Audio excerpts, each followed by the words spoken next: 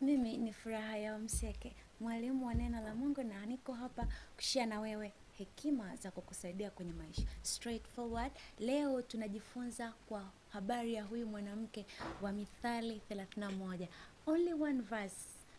Mithali 31 mstari wa 26.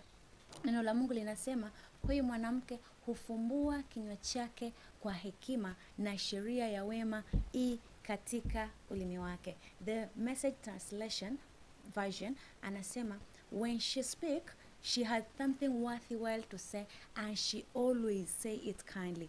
Kila mara anapoongea ana kitu cha maana cha kusema, na huwa anakisema kwa namna inayoridhisha au inayokubalika.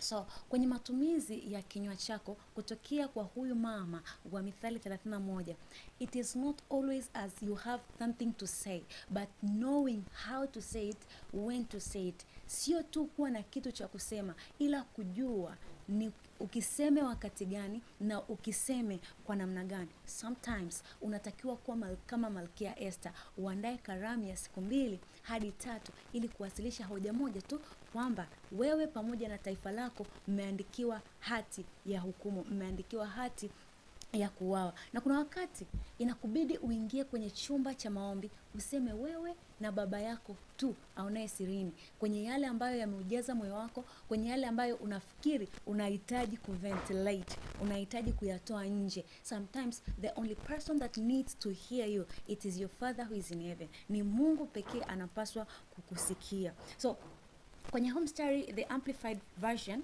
the amplified Bible anasema, she opens her mouth in wisdom, skillfully and godly, and teaching of kindness is on her in her tongue. So sometimes when you open your mouth, unapofungua kinywa chako, do you have something to teach? The teaching of kindness, unafundisha ambavyo they are kind, things that they can work on and which can also bear results.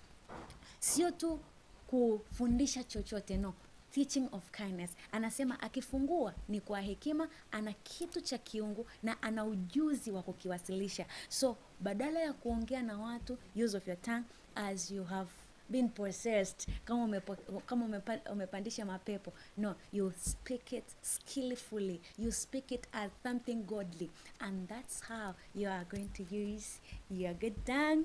Yes, and watching your tongue. Mind you, kwenye Mathayo sura ya 5:37 anasema, your words should be yes or no. Ni ndio au hapana. Yakizidi hapo yanatoka kwa mwovu. Shalom in Christ. I hope you're blessed.